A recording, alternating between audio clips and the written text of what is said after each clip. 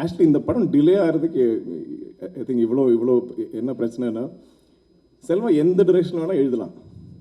இப்போ நம்ம ஒரு நரேஷன் கேட்டு மச்சம் நல்லா இருக்குது, ஆனால் இந்த ஒரு ஏரியா நம்ம கொஞ்சம் ஏதாச்சும் கொஞ்சம் ட்வீக் பண்ணலாமா? பண்ணலாமே. ஆனால் அந்த ஏரியா வச்சு அவர் எழுதி வேறு எங்கேயோ போயிடுவார். அப்போ படம் திரும்ப மாறிடும். மச்சான் இல்லை அது ஓகே, சரி இப்போ எப்படி முதல்ல நம்ம பிடிச்சோமே அந்த வருஷத்துக்கு எப்படி திருப்பி கூட்டிட்டு வர படத்தை இது சேஞ்ச் பண்ணி திருப்பி அங்கேயே வந்துடலாம் அப்படியா? ஓகே மச்சான். ஆனால் அதில் கூட இன்னொரு டேர்ன் இருக்கும், வேறு எங்கேயாவது போய்டும். இதுதான் நாங்கள் 4-5 வருஷமாக பண்ணிட்டு இருக்கோம். நான் இவ்வளோ ஸ்கிரிப்ட் மீட்டிங்ஸ் ஒரு படத்துக்காக நான் லைஃப்பில் நான் இந்த படத்துக்கு நான் கேட்டிருக்கிற ஸ்கிரிப்ட் மீட்டிங்ஸ் நான் இன்னொரு 8-10 படங்கள் நான் கமிட் பண்ணியிருக்கேன்னு நினைக்கிறேன்.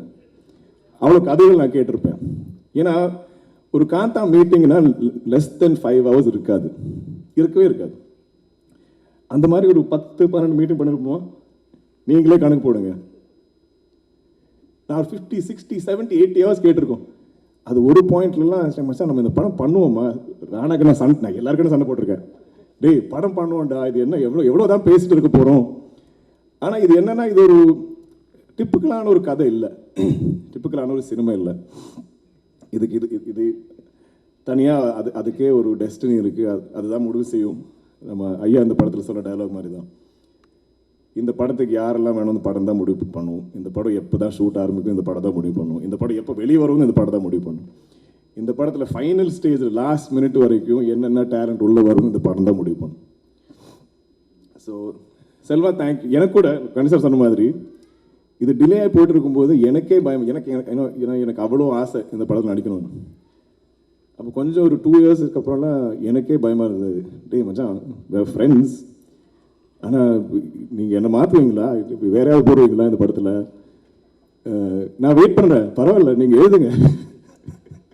இப்படி இருப்போம் எல்லாருக்கும் ஒரே பயம் தான். ஏன்னா இவ்வளோ நம்ம ஆசையாக கேட்டு பிடிச்சி இவ்வளோ இன்வெஸ்ட் பண்ணி, இவ்வளோ டைம் இன்வெஸ்ட் பண்ணி இதுக்கப்புறம் ஏதாவது சேஞ்ச் வந்து நம்மக்கிட்ட இந்த படம் போயிடுமா அந்த மாதிரி பயம்லாம் இருந்தது. அடிக்கடி நம்ம இது டிலே ஆகிட்டு இருக்கும்போது எனக்கு வேறு பயம். செல்வா ஒரு 4-5 வருஷமாக வெயிட் பண்ணிருக்காரு, இவ்வளோ யங் ஒரு டேலண்ட், நாமளாக அவரோட ஃப்யூச்சர் கெடுத்துக்கூடாதுன்னு. ஸோ அது சொல்லி நானும் சண்டை போட்டுக்குவோம். பட் ஐ திங்க் த கோல் இந்த படத்து மேலே எங்களுக்கு எல்லாம் அவ்வளோ ஆசை, அவ்வளோ நம்பிக்கை. இது அவ்வளோ ஸ்பெஷல்.